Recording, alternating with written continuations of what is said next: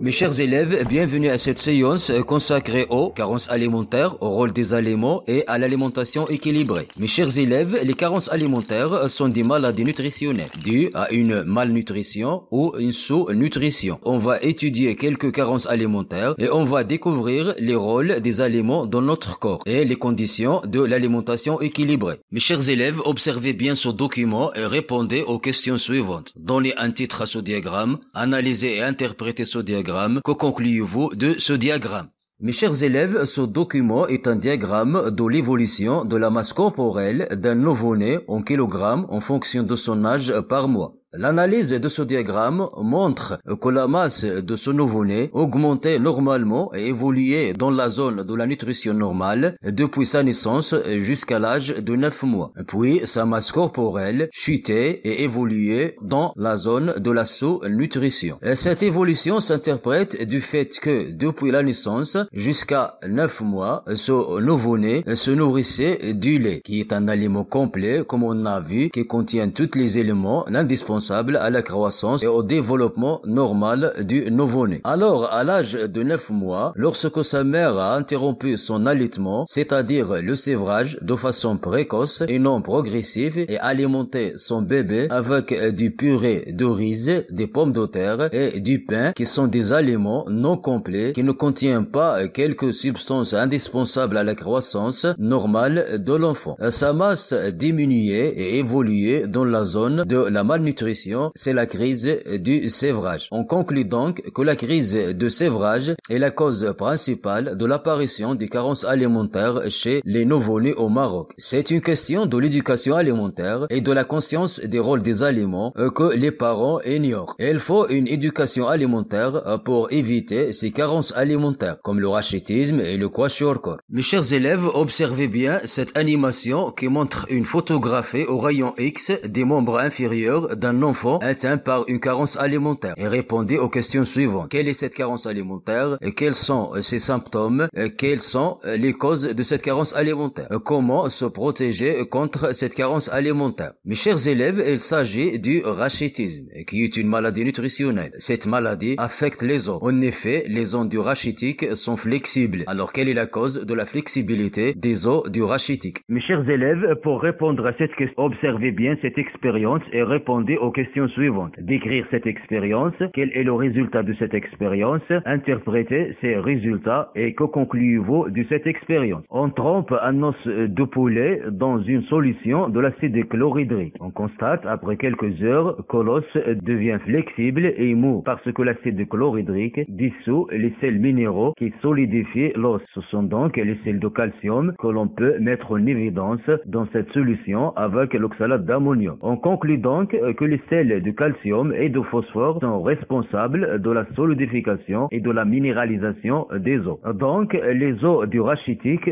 sont flexibles car ils manquent des sels de calcium et de phosphore qui minéralisent et solidifient les os. Alors, pourquoi les os du rachitique manquent du sel de calcium et de phosphore? En analysant le document suivant, on conclut donc que cette maladie, c'est-à-dire le rachitisme, est due à un manque des sels de calcium de l'alimentation des nouveau-nés et un déficit de la vitamine D. En effet, cette vitamine fixe les sels de calcium sur les os et due aussi à un manque d'ensoleillement car les rayons ultraviolets du soleil transforment des matériaux lipidiques dans la peau en vitamine D. Comme prévention à cette maladie, on doit administrer des vitamines D à la maman durant la grossesse et administrer la vitamine D au nouveau-né sous forme de capsules de l'huile de la morue ou bien de la vitamine D synthétique et alimenter les enfants avec des aliments riches en vitamine D et en sels de calcium comme le lait et ses dérivés. Et il faut exposer les enfants au soleil. Et maintenant, on va découvrir d'autres exemples des carences alimentaires. Le kwashiorkor. Les symptômes de cette carence alimentaire se manifestent par des cheveux secs et chutants, des œdèmes des membres et du visage. Et cette maladie est la conséquence d'une manque des protéines et des acides aminés dans l'alimentation. Pour se protéger contre cette maladie, il il faut consommer les viandes, les poissons et les œufs, qui sont des aliments riches en protéines. La goitre, caractérisée par une hypertrophie de la glande thyroïde et des troubles nerveux, cette maladie est due à un manque des sels d'iode. Pour se protéger contre cette maladie, il faut consommer les poissons et les fruits de mer, qui sont des aliments riches en iode, et utiliser le sel de table approvisionné par l'iode.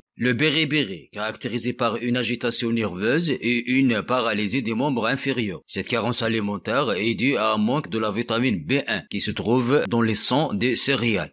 Le marasme nutritionnel est caractérisé par une perte excessive du poids corporel et une très grande faiblesse. Cette maladie est due à une sous-alimentation générale appelée malnutrition protéique et énergétique. Pour remédier à cette sous-alimentation, il faut consommer des quantités nécessaires de tous les types d'aliments.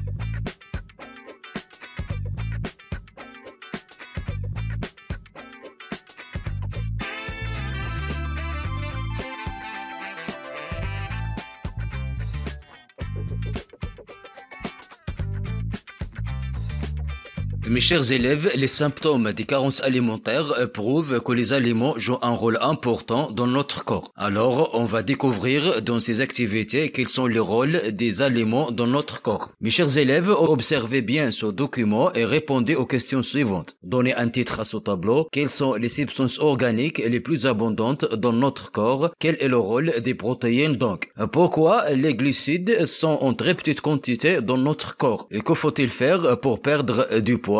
Quel est le rôle des glucides et des lipides dans notre corps donc? Mes chers élèves, les protéines sont les substances organiques les plus abondantes dans notre corps. Donc, elles construisent et forment notre corps. Ce sont des aliments constructifs et plastiques donc. Notre corps contient un pourcentage très petit des glucides, car les glucides se dégradent et libèrent de l'énergie dans notre corps. Ce sont donc des aliments énergétiques. L'excès des glucides se transforme en lipides et des graisses, qui sont responsables de l'obésité. Pour s'amaigrir et perdre du poids, il faut suivre un régime alimentaire amaigrissant et exercer des activités sportives pour que les graisses seront brûlées à leur tour et libèrent le déficit énergétique. Donc, les lipides sont aussi des aliments énergétiques. En effet, 1 gramme de glucides libère 17 kJ et 1 gramme de lipides libère 38 kJ. Les vitamines et les sels minéraux sont des oligo-éléments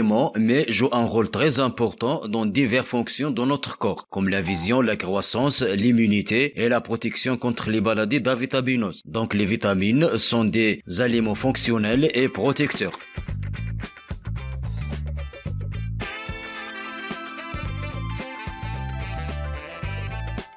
Mes chers élèves, on va découvrir dans cette activité les aspects de l'alimentation. On parle de sous-alimentation lorsque l'apport alimentaire journalier ne suffit pas aux besoins alimentaires journaliers constants du corps humain, ce qui provoque des maladies de carence alimentaire. On parle de suralimentation lorsque l'apport alimentaire journalier excède les besoins alimentaires journaliers constants du corps, ce qui provoque l'obésité et d'autres maladies de suralimentation. On parle d'une alimentation équilibrée lorsque l'apport alimentaire journalier équilibre les besoins alimentaires constants du corps, ce qui assure une bonne santé. Cette quantité d'aliments qui équilibre le besoin alimentaire en 24 heures est nommée la ration alimentaire. Mes chers élèves, pour s'assurer de son alimentation et de son poids, on calcule ce qu'on appelle l'indice de la masse corporelle, IMC, qui est un rapport de la masse en kilogrammes à la taille en centimètres.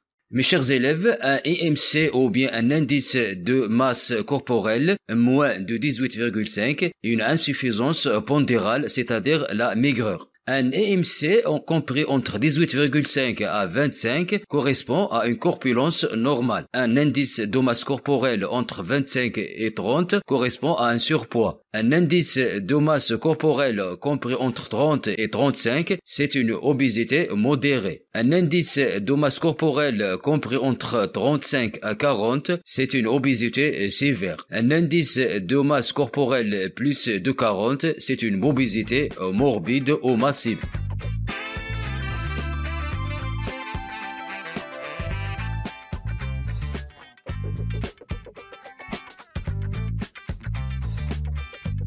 Mes chers élèves, pour une ration alimentaire équilibrée quantitativement et qualitativement, il doit représenter un équilibre entre les protéines, les lipides et les glucides. Cet équilibre, il doit respecter les conditions suivantes.